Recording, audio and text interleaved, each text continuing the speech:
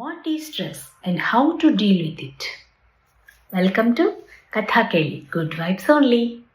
మీ అందరికీ మహాభారతం తెలుసు కదండి. మహాభారతంలో శ్రీకృష్ణుడు ఈ స్ట్రెస్ గురించి ఏం చెప్పారో చూద్దాం. ఒకసారి శ్రీకృష్ణుడు పాండవులు వనవాసంలో ఉన్నప్పుడు వాళ్ళని కలవడానికి వెళ్ళారట. అక్కడ అసహనంగా, కోపంగా, స్ట్రెస్లో ఉన్న అర్జునుడిని చూశారట. చూసి ఎందుకు ఇలా ఉన్నావని అడిగితే అప్పుడు అర్జునుడు కౌరవులు మోసం చేసి వాళ్ళని వనవాసానికి పంపించారని, తన చేతిలో ఏమీ లేక తనేం చేయలేకపోతున్నానని, అందుకే ఈ అసహనం, ఒత్తిడి అని చెప్పాడు. అది విన్న శ్రీకృష్ణుడు, అర్జున, ఒత్తిడి అంటే ఏంటో తెలుసా? మన మనసు భవిష్యత్తు గురించి పడే భయమే ఒత్తిడి.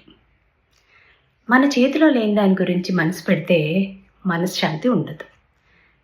ప్రతి క్షణానికి ఒక సమయం ఉంటుంది. నీ శక్తిని బలంగా ఉంచుకో, నీ ధ్యేయాన్ని మర్చిపోకు. నువ్వు ఇప్పుడు ఏం చెయ్యాలనేది దానిపైన దృష్టి పెట్టు, అంతే, మిగతావన్నీ నేను చూసుకుంటాను అని చెప్పాట.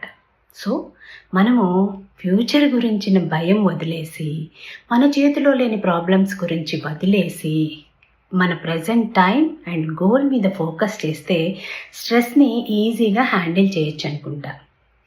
ఎంతమంది ఈ విషయానికి కనెక్ట్ అయ్యారో నాకు చెప్పండి. Okay, thank you, bye.